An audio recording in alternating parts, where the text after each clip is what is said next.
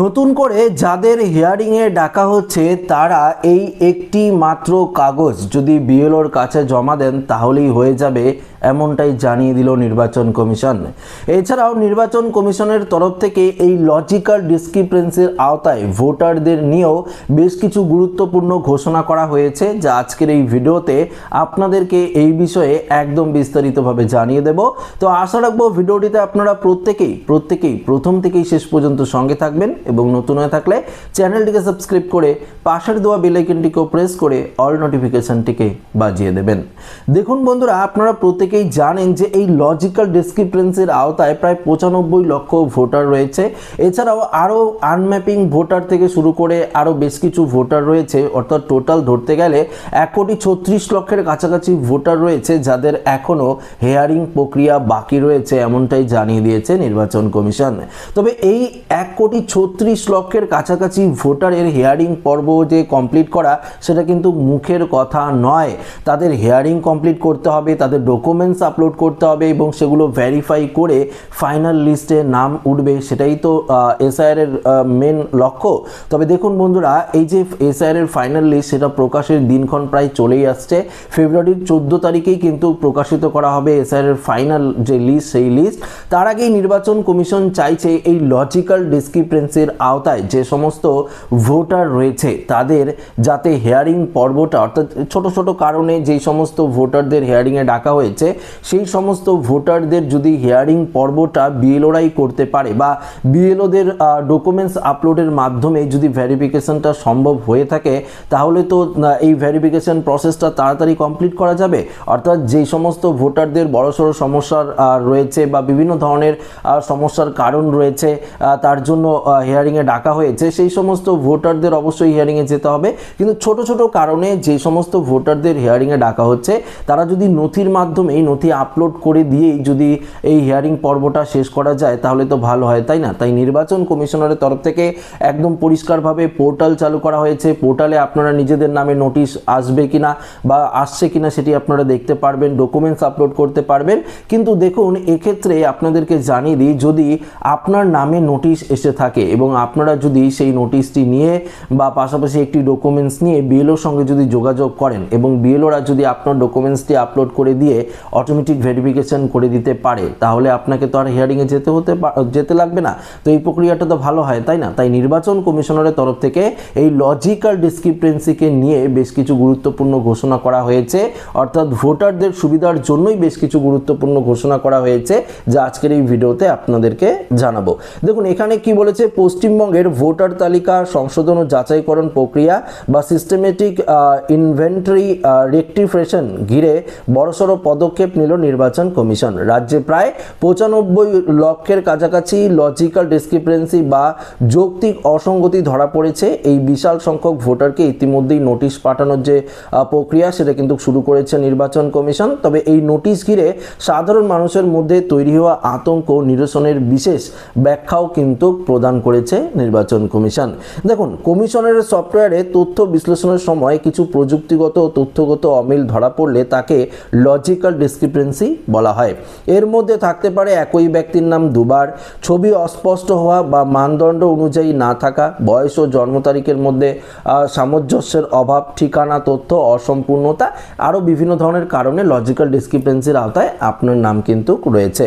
তবে দেখুন এখানে কি বলেছে, নাম কি সরাসরি বাতিল হবে? দেখুন, নির্বাচন কমিশন স্পষ্ট জানিয়ে দিয়েছে তালিকায় অসঙ্গতি থাকা মানেই কোনো ভোটারের নাম সরাসরি বাদ দেওয়া হচ্ছে না। নোটিশ পাঠানোর মূল উদ্দেশ্য হলো সংশ্লিষ্ট ব্যক্তিকে নিজের তথ্য সংশোধন বা যাচাই করার একটি সুযোগ কিন্তু দেওয়া হচ্ছে। এটি একটি নিয়মিত প্রশাসনিক প্রক্রিয়া যা ভোটার তালিকা স্বচ্ছতা ও নির্ভুল নিশ্চয়তা করা যায়। দেখুন পরবর্তীতে বলেছে, যদি এই লজিক্যাল ডিসক্রিপেন্সির আওতায় আপনারা থাকেন এবং আপনার নামে যদি নোটিশ আসে তাহলে আপনারা কি করবেন, অর্থাৎ ভোটারদের কি করণীয়।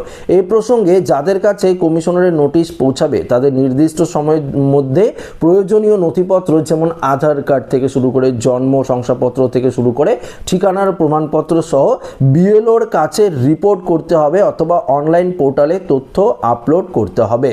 যদি কোনো ভোটার এই নোটিশের উত্তর না দেন বা তথ্য যাচাই করতে ব্যর্থ হন তবে চূড়ান্ত তালিকা প্রকাশের সময় তার নাম বাদ পড়ার বা বা ডিলিট হওয়ার সম্ভাবনা তৈরি হচ্ছে। দেখুন, এটা তো স্বাভাবিক যদি আপনাদের নামে নোটিশ আসে এবং আপনারা যদি কোনো নোটিশের উত্তরই না দেন, সেটা অনলাইন হোক, বিএলওর সাথে যোগাযোগে যদি না করেন, পাশাপাশি হিয়ারিংও আপনারা গেলেন না, সেক্ষেত্রে আরেকটি ডেট আপনাদের দেওয়া হলো, সেক্ষেত্রেও আপনারা গেলেন না, তাহলে কি হবে? এসআরের ফাইনাল লিস্টে আপনার নাম উঠবে না, আপনার নাম পরিষ্কার ডিলিট হয়ে যাবে। দেখুন, প্রথমে কি করণীয় আপনাদের, আপনার নামে নোটিশ জারি হলো, এখন বিএলও গিয়ে আপনাকে নোটিশ দিয়ে আসলো, পরেই আপনারা কিছুক্ষণ পরেই বা বিএলওর সঙ্গে আপনারা কথা বলে নিতে পারেন এবং বলতে পারেন যে কি কারণে আমার নোটিশ এলো। নোটিশের মধ্যে তো সেটি উল্লেখ রয়েছে। যদি আপনারা পড়তে না পারেন তো বিএলওর সঙ্গে যোগাযোগ, বিএলওকে জিজ্ঞেস করবেন যে কি কারণে আমার নোটিশটি এলো, এবার আমি কি করব। যদি বিএলওরা বলে যে এই ডকুমেন্টসটি আমাকে দেন, বা আপনার এই ছোটো মোটো ভুল হয়েছে তো এই ডকুমেন্টসটি যদি আমাকে দেন, আমি যদি সাবমিট করে দিই, সেক্ষেত্রে হয়তো যদি আপনার ভেরিফিকেশনটি হয়ে যায়, সেক্ষেত্রে আপনাকে আর শুনানিতে যেতে হবে না। বিএলও আবারও বলতে পারে যে আপনি যদি অনলাইনের মাধ্যমে ডকুমেন্টস আপলোড করতে চান, সেক্ষেত্রে অনলাইনের মাধ্যমেও ডকুমেন্টস আপলোড করতে পারেন।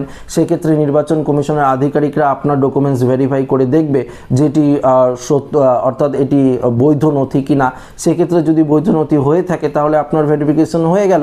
এবার দেখুন, যদি আপনার বিএলও যদি বলে যে না আপনাকে হিয়ারিংয়ে যেতেই হবে এবং এই ডকুমেন্টসগুলো নিয়ে আপনারা হিয়ারিংয়ে যাবেন, তাহলে অবশ্যই আপনাদের হিয়ারিংয়ে যেতে হবে এবং অবশ্যই আপনারা হিয়ারিংয়ে নির্দিষ্ট তারিখের মধ্যে যদি যান, উপযুক্ত ডকুমেন্টস নিয়ে যাবেন। দেখুন, আপনি যদি আপনার বাবার নাম দিয়ে, মায়ের নাম দিয়ে, ঠাকুমা থেকে শুরু করে, ঠাকুরদা থেকে শুরু করে, আপনার দাদু দিদিমা থেকে শুরু করে বা দাদা দিদির নাম দিয়ে যদি আপনারা ফর্ম ফিল আপ করে থাকেন, সেক্ষেত্রে তো অবশ্যই আপনারা বৈধ নাগরিক, আপনার তো 13টি নথির মধ্যে কোনো নথির প্রয়োজন পড়েই না। তাহলে যদি আপনাদের নামে নোটিশ জারি হয়, তো আগেই আপনাদেরকে বলেছিলাম কি কি ডকুমেন্টস লাগবে, তবুও আপনাদেরকে বলে দিই। অর্থাৎ ধরুন আপনি বাবার নাম দিয়ে ফর্ম ফিল আপ করেছেন, আপনার বাবার নামের কোনো রকম ভুল রয়েছে বা আপনার বাবার সাথে আপনার বয়সের যে তফাৎ সেটা খুবই কম রয়েছে, 15 বছরের কম রয়েছে, তার জন্য যদি আপনাদের হিয়ারিংয়ে ডাকে, তাহলে সেই জায়গাটা প্রমাণ করলেই হলো। তাহলে 2002 সালের যে লিস্টটি রয়েছে, আপনার বাবার নাম যে রয়েছে, সেটি জেরক্স আপনারা নেবেন, আপনার আধার কার্ড নেবেন, নোটিশ যেটি রয়েছে, অর্থাৎ আপনাকে যে বিএলও নোটিশটি দিয়েছে হিয়ারিংয়ে, সেই নোটিশটি আপনারা নেবেন। পাশাপাশি আপনারা যে কোনো একটি আপনার ডকুমেন্টস নেবেন, Aadhaar card, PAN card, driving licence থেকে শুরু করে রেশন কার্ড, এগুলো নিতে পারেন। যেটার অর্থাৎ যেই কার্ডের মধ্যে, অর্থাৎ যে ডকুমেন্টসের মধ্যে আপনার সাথে আপনার বাবার বয়সের তফাৎটা একদম সঠিক রয়েছে, সেই ডকুমেন্টসের প্রমাণটি যদি আপনারা দিতে পারেন, তাহলে আপনাদের আর কোনো সমস্যা হবে না। এবং পাশাপাশি আপনার বাবার একটি ভোটার কার্ড নিতে পারেন। তা এছাড়া কোনো রকম ডকুমেন্টসের কিন্তু প্রয়োজন হবে না, অটোমেটিক আপনার নাম কিন্তু ফাইনাল লিস্টে উঠে যাবে।